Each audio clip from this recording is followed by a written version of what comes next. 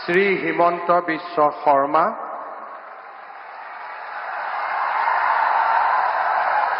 ঈশ্বৰৰ নামত শপত লওঁ যে বিধিৰ দ্বাৰা স্থাপিত ভাৰতৰ সংবিধানৰ প্ৰতি মই প্ৰকৃত বিশ্বাস আৰু আনুগত্য পোষণ কৰিম। মই ভাৰতৰ সাৰ্বভৌমত্ব আৰু অখণ্ডতা অক্ষুণ্ণ ৰাখিম।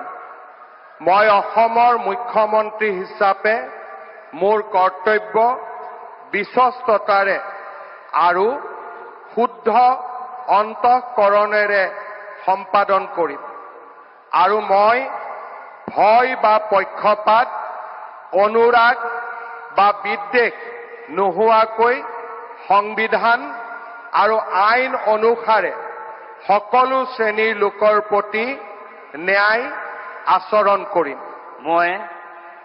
মই শ্ৰী হিমন্ত বিশ্ব শৰ্মা ঈশ্বৰৰ নামত শপত লওঁ যে মই অসমৰ মুখ্যমন্ত্ৰী হিচাপে মোৰ কৰ্তব্যৰ যথাযথ সম্পাদনৰ বাবে আৱশ্যক হোৱাৰ বাহিৰে মই এনে বিষয় যি অসমৰ মুখ্যমন্ত্ৰী হিচাপে মোৰ বিবেচনাৰ বাবে অনা হ'ব বা মোৰ জ্ঞাত হ'ব তেনে বিষয় মই কোনো ব্যক্তি বা ব্যক্তিসকলৰ ওচৰত প্ৰত্যক্ষ বা পৰোক্ষভাৱে অৱগত বা প্ৰকাশ নকৰিম।